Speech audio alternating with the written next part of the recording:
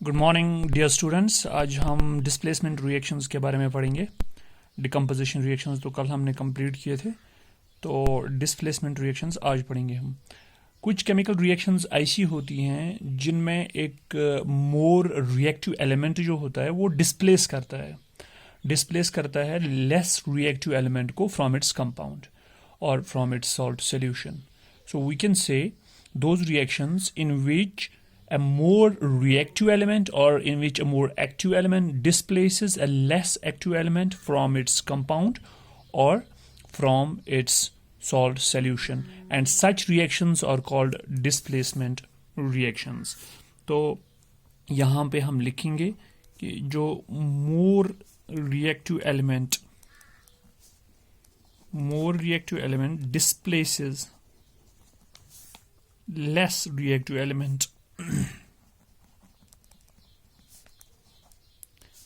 from its compound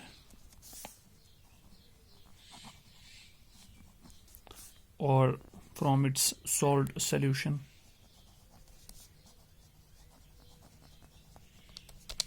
So those reactions in which more reactive element displaces less reactive element from its compound or from its salt solution, and these reactions are generally found to occur in the solutions. तो ये जो elements होते हैं involved इस reaction में, displacement reaction ये metals भी हो सकते हैं और नॉन मेटल्स भी हो सकते हैं. इट मीन्स के more active metal may displace a less active metal and more active non-metal may displace a less active non-metal from its compound. लेकिन ये कौन किस एलिमेंट को डिस्प्लेस करता है, उसके लिए आपको पहले थोड़ा सा रिएक्टिविटी सीरीज के बारे में जानना पड़ेगा.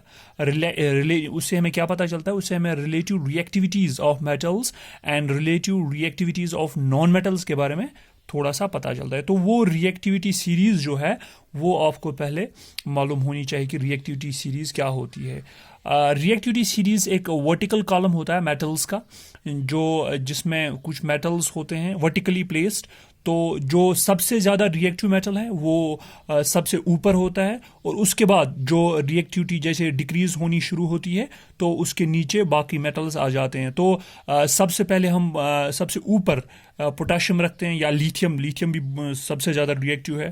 तो सबसे नीचे हम बॉटम पे गोल्ड को रखते हैं, क्योंकि गोल्ड जो है दैट इज़ लीस्ट रिएक्टिव, या platinum that is least they are the least reactive metals. तो हम कहेंगे, ये मैं यहाँ पे रिएक्टिविटी सीरीज बनाना चाहूँगा, तो हम ये कह सकते हैं कि reactivity series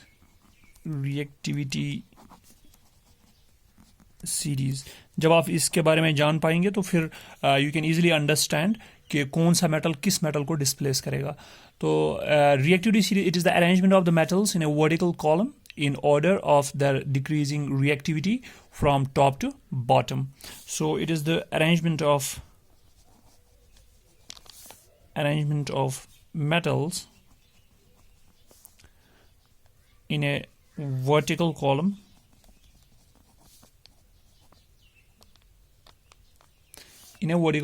in order of their decreasing, or on the basis of their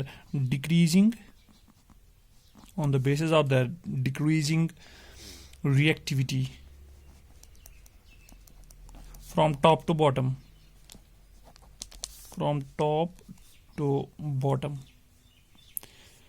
It means the most reactive element is placed on top and the least reactive element is placed on bottom. जैसा कि हम यहाँ पे बनाएंगे reactivity series, सबसे ऊपर potassium, उसके बाद बेरियम, देन कम्स कैल्शियम, उसके बाद सोडियम. मैं यहाँ पे सिर्फ सिंबल्स लिख रहा हूँ इसलिए कि हमारा टाइम बच जाए. एंड देन मैग्नीशियम, उसके बाद एल्यूमिनियम, देन जिंक, आयरन के बाद निकल, उसके बाद आता है टिन, देन टिन के बाद लेड, उसके बाद हाइड्रोजन. तो हाइड्रोजन मैं यहाँ पे कहूँगा, even though it is a non metal but it has been placed in the reactivity series of the metals, क्योंकि हाइड्रोजन की टेंडेंसी होती है इलेक्ट्रॉन एक लूज करने की, और ये बन जाता है H positive ion. That's why it has been placed in the reactivity series of the metals. तो उसके बाद कॉपर, कॉपर के बाद मर्करी, मर्करी के बाद silver, then platinum Pt, then gold Au. तो ये यहाँ पे मैंने रिएक्टिविटी सीरीज बनाई. तो ये जो रिएक्टिविटी सीरीज है इसमें इसके टॉप पर पोटेशियम है and this is the most reactive. इस रिएक्टिविटी सीरीज में आप बुक टू बुक डिफरेंस भी देख सकते हैं because it also depends upon the electrode potentials also that you will study in your higher classes. तो कहीं पर आप लिथियम भी ऊपर देख सकते हैं. सो थोड़ी सी डिफरेंस हो सकती है फ्रॉम बुक टू बुक. और लास्ट पे हमने लिखा Au, that is gold which is the least reactive. Gold and platinum, this is the platinum, they are the least reactive elements और मेटल्स.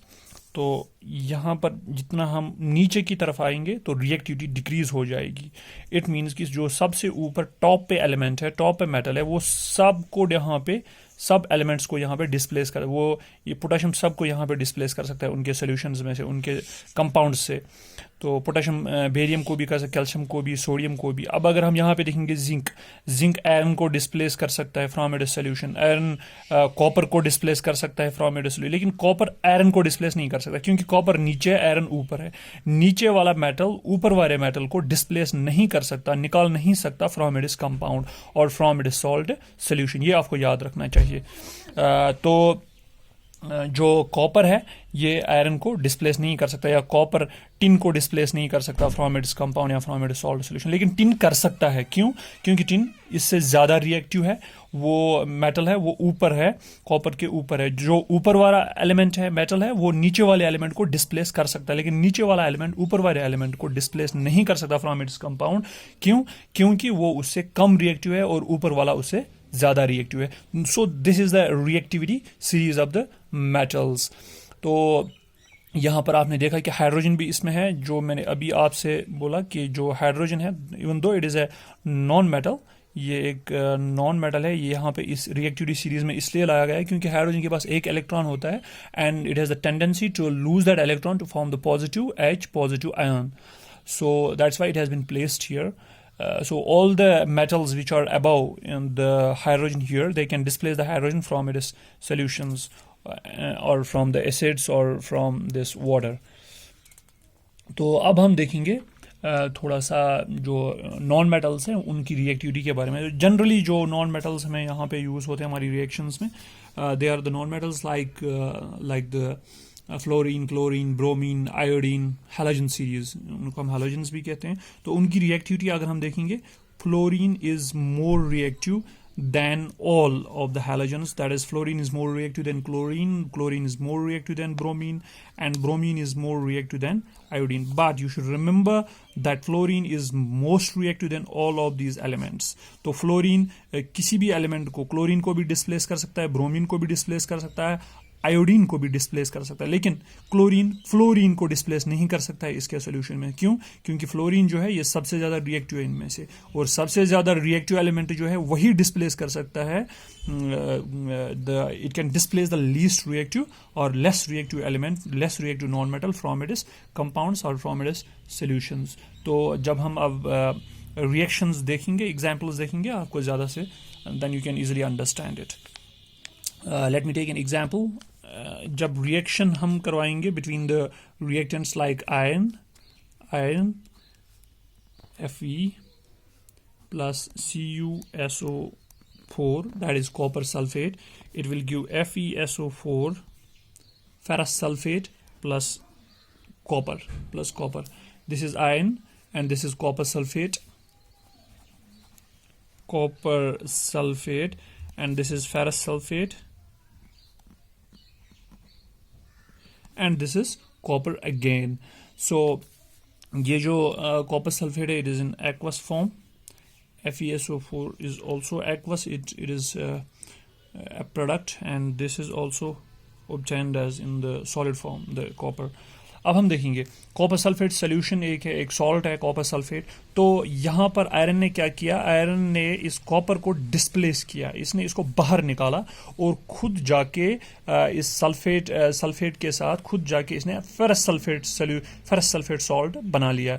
खुद जाके इसने फेरस सल्फेट सॉल्ट बना लिया और इस सल्फेट में से कॉपर को बाहर निकाल दिया। ये कॉपर बाहर निकल गया यहाँ पे एज अ प्रोडक्ट, तो कॉपर बाहर निकला और इट मीन्स कि जो आयरन है it is more reactive than copper, that's why it was able to displace copper from its salt solution. इसने कॉपर को बाहर निकाला, इसने कॉपर को डिस्प्लेस किया। अब अगर रिएक्शन इस तरह से होती, अगर मैं यहाँ पे लिखूंगा Cu प्लस FeSO4, आपके एग्जामिनेशंस में अगर रिएक्शन इस तरह से होगी और आपको प्रोडक्ट्स दिखाने कि प्रोडक्ट क्या होगा, आमतौर पर स्टूडेंट्स क्या करते हैं, जैसा कि उन्होंने रिएक्शंस को जाना होता है, कैसे करना होता है, एक ट्रेंड होती है, तो वो क्या करते हैं जल्दी से CuSO4 प्रोडक्ट बनाते हैं। CuSO4 यहाँ पे लिखते हैं CuSO4 प्लस आयरन, धोखा खा जाते हैं। CuSO4 जैसे कि रिएक्शन ऊपर हो गया, यहाँ पे FeSO4 प्लस कॉपर बाहर निकला, तो स्टूडेंट्स बिना सोचे क्या करते हैं CuSO4 लिखते हैं और इसके साथ यहाँ पे आयरन बाहर निकालते हैं, डिस्प्लेस करते हैं। लेकिन वो ये नहीं समझ पाते कि copper is less reactive than iron, copper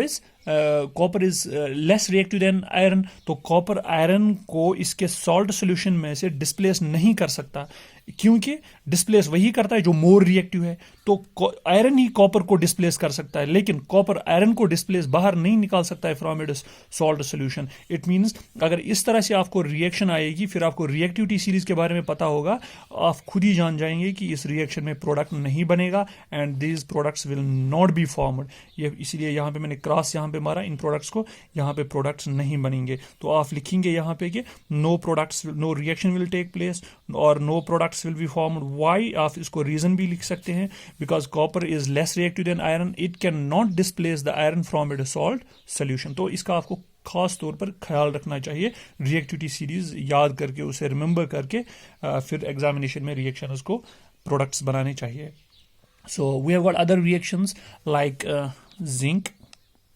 zinc plus H2SO4, यहाँ पे जिंक मोर रिएक्टिव है than hydrogen, so definitely the hydrogen will be displaced. खुद जिंक बनाएगा salt ZnSO4, that is zinc sulphate plus hydrogen that is in the gaseous form. तो hydrogen को यहाँ पे इस सॉल्ट सोल्यूशन से डिस्प्लेस किया किसने, जिंक ने। Why, because zinc is more reactive than hydrogen. Hydrogen can not displace zinc, hydrogen zinc को डिस्प्लेस नहीं कर सकता है फ्रॉम जिंक सल्फेट। क्यों? क्योंकि hydrogen is less reactive than zinc. इसी तरह से zinc plus HCl that will give you zinc chloride ZnCl2 plus H2। इसी तरह से हमारे पास zinc plus CuSO4, zinc plus copper sulphate, it will give ZnSO4 plus copper, ZnSO4 that is zinc sulphate plus copper. यहाँ पर zinc ने displace किया copper को फ्रॉम इट्स सॉल्ट सोल्यूशन। अगर अब यहाँ पर भी एग्जामिनेशन में आपको रिएक्शन एक आएगी Cu plus ZnSO4, you will write CuSO4, क्योंकि आपको पता है कि रिएक्शन कैसे होती है। लेकिन वहाँ पे आपको ख्याल रखना है कि कॉपर लेस रिएक्टिव है than zinc, so copper can not displace zinc from ZnSO4, it means no products will be formed. तो रिएक्टिविटी सीरीज बहुत ज़रूरी है, आपको रिएक्टिविटी सीरीज समझना और उसे याद रखना। तो उसके बाद एक इंपॉर्टेंट रिएक्शन में आपको यहाँ पे पढ़ाना चाहूँगा, that is the reaction between ferric oxide Fe2O3, that is a reaction between ferric oxide and aluminium. It will give when heat is इनको बहुत ज़्यादा हीट दी जाए, ये रिएक्शन बहुत ज़्यादा हीट देने के बाद ही हो जाती है। The products will be formed Al2O3 plus Fe। तो यहाँ पे Fe जो है ये मोल्टन स्टेट में हमें मिलता है। आयरन हमें, क्योंकि टेम्परेचर इतना ज़्यादा है कि Fe जो है वो मोल्टन स्टेट में हमें मिलता है। This reaction is very important. This is ferric oxide and this is aluminium. This reaction is also called as the aluminothermy or thermite welding reaction, जो हमारी वेल्डिंग वो हो जाती है। And this reaction is used for welding broken parts of the iron machineries, जो welding हम करते हैं यही रिएक्शन उसमें हो जाती है। तो समटाइम्स अगर एग्जामिनेशन में ये भी हो सकता है कि write down the reaction for the welding of the iron machineries, broken parts of the iron machineries, तो उस टाइम आप ये लिख सकते हैं, it is the reaction between ferric oxide and aluminium at a very high temperature and it will give Al2O3. Al2O3 is aluminium oxide, and you will get the iron in the molten state. So it is the reaction for the thermite welding. उसके बाद अगर अब हम देखेंगे कुछ reactions, the reactions of the non-metals, in which the more reactive non-metal displaces less reactive, more reactive non-metal displaces less reactive non-metal.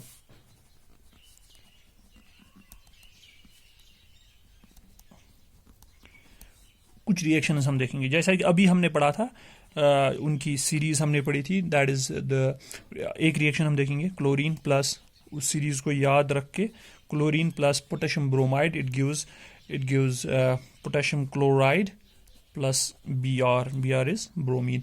तो KBr जो potassium bromide है, इस कंपाउंड में से क्लोरीन ने ब्रोमीन को बाहर कर दिया, ब्रोमीन को डिस्प्लेस कर दिया. क्यों? क्योंकि chlorine is more reactive than bromine.